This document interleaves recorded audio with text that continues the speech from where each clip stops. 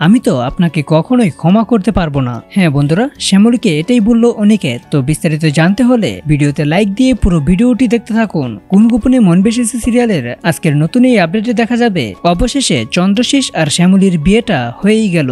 ঠিক তখন শ্যামলীর মাথায় যখন চন্দ্রশীষ রায় সিঁদুরটা পরাচ্ছিল তখনই অনিকেত শ্যামলীকে দেখতে পায়। শ্যামলীর মাথায় চন্দ্রশীষ বাবু সিঁদুরটা পরিয়ে দিচ্ছে আর সেটা দেখেই অনিকেত একদম স্তব্ধ হয়ে যায়। অনিকেত তো তখন নিজের চোখটাই বিশ্বাস করতে পারছিল না। তখন অনিকেত ভালো করেই দেখতে পায়, হ্যাঁ এটাই তো শ্যামলী। শ্যামলীকে ওই সময় ওই পরিস্থিতিতে দেখে অনিকেত তখন অনেকটাই অবাক হয়ে যায়। এরপরই তো শ্যামলীর বিয়েটাও হয়ে যায়। শ্যামলী যখন একা একটা জায়গায় দাঁড়িয়েছিল তখন শ্যামলীর কাছে চলে আসে অনিকেত। অনিকেত তখন শ্যামলীকে বলতে থাকে, আপনার নতুন এই জীবনের জন্য শুভকামনা, খুব সুখী হন আপনি। আর এটা শুনেই শ্যামলী কান্না ভরা চোখে অনিকেতের দিকে তাকিয়ে থাকে। অনিকেতের মুখে তখন এরকম কথাটা শুনে শ্যামলী অনিকেতের দিকে এক নজরেই তাকিয়ে থাকে। আর তখন শ্যামলী মনে মনে বলতে থাকে, আমি স্যারের মুখোমুখি তো হয়ে গেলাম, এখন কি বলবো? আমি তো স্যারের সামনে কোনো কথাই বলতে পারবো না। অনিকেত তখন অন্যদিকে বলতে থাকে, আপনি আমাকে রেখে চলে এসেছিলেন, আমাকে তো নতুন একটা জীবন শুরু করতে বলেছিলেন, কিন্তু